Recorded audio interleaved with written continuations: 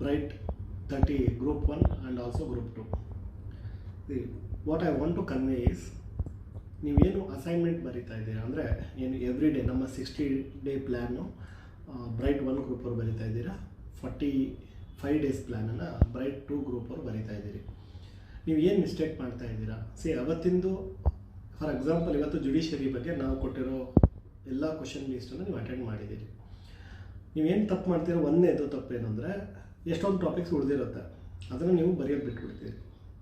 So ಅದನ್ನು ನೀವು ಬರೀಬೇಕು. ನನಗೆ ಗೊತ್ತು ಅಂತ ಅಂದ್ಕೊಂಡು ಸ್ಕಿಪ್ ಮಾಡೋವಂಥದ್ದು ಭಾಳ ಡೇಂಜರಸ್. ಸೊ ನೀವು ಬರೆದಾಗ ಗೊತ್ತಾಗುತ್ತೆ really you know or not. ಎರಡನೇ ಮಿಸ್ಟೇಕ್ ಏನು ಮಾಡ್ತಾ ಇದ್ದೀರಿ, ಇವತ್ತು ನೀವು ಉದಾಹರಣೆಗೆ 100 ಟಾಪಿಕ್ಸ್ ನಾವು ಕೊಟ್ಟಿದ್ದೀವಿ, ನೀವು ಬರೆದಿದ್ದೀರಿ, ಅದರಲ್ಲಿ ಒಂದು 20 ಟಾಪಿಕ್ ನಿಮ್ಗೆ ಗೊತ್ತಿಲ್ಲ. ಸೊ ನೀವೇನು ಮಾಡ್ತೀರಿ, 20 ಟಾಪಿಕ್ಗಳನ್ನ ಹಾಗೆ ಬಿಟ್ಬಿಡ್ತೀರಿ. ಸೊ ನೀವು ಅದನ್ನು ಹೋಮ್ವರ್ಕ್ ಮಾಡಿ ತಿಳ್ಕೊಳ್ಳದೆ ಹೋದರೆ ನಾವು ಕೊಟ್ಟಿದ್ದ ಪರ್ಪಸ್ ಸರ್ವ್ ಆಗಲ್ಲ. ಯಾಕೆ ಅಂತಂದರೆ ನೀವು ಎಕ್ಸಾಮ್ ಹಾಲಲ್ಲಿ ಹೋದ್ರೂ ಮತ್ತು ಏನಾಯಿತು ಅಂದರೆ ನಿಮಗೇನು ಇವತ್ತು ಗೊತ್ತಿತ್ತು ಅದನ್ನೇ ಬರೆದ್ರಿ, ಅಲ್ಲೇ ಹೋಗಿ ಗೊತ್ತಿದ್ದಷ್ಟೇ ಬರೆದ್ರೆ ಹೊರತು ಈ 20 ಟಾಪಿಕ್ಗಳನ್ನ ನೀವು ಹೋಮ್ವರ್ಕ್ ಮಾಡ್ಕೊಳ್ಳಿಲ್ಲ. ಸೊ ಈ ತಪ್ಪನ್ನು ಎಲ್ಲರೂ ಮಾಡ್ತಾಯಿದ್ದಾರೆ. ದಯಮಾಡಿ ಅರ್ಥ ಮಾಡ್ಕೊಳ್ಳಿ. You have to complete that process.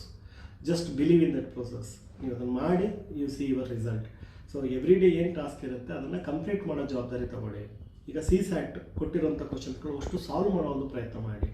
So ಅಷ್ಟು ಸಾಲ್ವ್ ಮಾಡಿಕೊಂಡ್ರೆ ನಿಮ್ಗೆ 100% ಎಕ್ಸಾಮ್ಗೆ CSAT 60 out of 60 ತಗೊಳ್ಳೋಕ್ಕೆ ಯಾವುದೇ ತೊಂದರೆ ಆಗೋದಿಲ್ಲ. So make sure that you follow the process. And ಇನ್ನೊಂದು ಏನು ಅಂತಂದರೆ current affairs. Current affairs sir ನಾನು ಮಾಡ್ಯೂಲ್ ಕಲೆಕ್ಟ್ ಮಾಡ್ಕೊಂಡಿದ್ದೀನಿ, ನಾನು ಮ್ಯಾಗ್ಝಿನ್ ಕಲೆಕ್ಟ್ ಮಾಡ್ಕೊಂಡಿದ್ದೀನಿ, ಸ್ಪೆಷಲ್ ಎಡಿಷನ್ ಕಲೆಕ್ಟ್ ಮಾಡ್ಕೊಂಡಿದ್ದೀನಿ ಅಂದ ತಕ್ಷಣ ಮುಗಿಯಲ್ಲ. ಸೊ ನಿಮಗೆ ಕ್ಲಾಸ್ ಸ್ಪೆಷಲ್ ಆಕ್ಸೆಸ್ ಇದೆ, ನೀವು ಕ್ಲಾಸ್ಗಳನ್ನು ಕರೆಕ್ಟಾಗಿ ಯೂಸ್ ಮಾಡ್ಕೋಬೇಕು.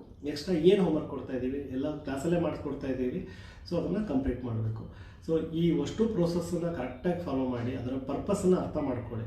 ಅದನ್ನು ಮಾಡಿದರೆ ಮಾತ್ರ ಎಕ್ಸಾಮಲ್ಲಿ ಸಕ್ಸಸ್ ಸಿಗೋದು, ನೀವು ಬೇರೆಯವ್ರಿಗಿಂತ ಡಿಫ್ರೆಂಟಾಗಿ ಪ್ರಿಪ್ರೇಷನ್ ಮಾಡೋಕ್ಕೆ ಸಾಧ್ಯ ಆಗೋದು. I hope you will inculcate all these points in your preparation.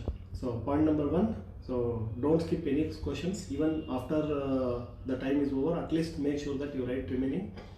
Second point, make sure that you do the homework of which you don't know now or you are not able to recollect now. Third is complete all the CSAT questions so that you will get confidence that I will make sure that I will get 60 out of 60. Thank you.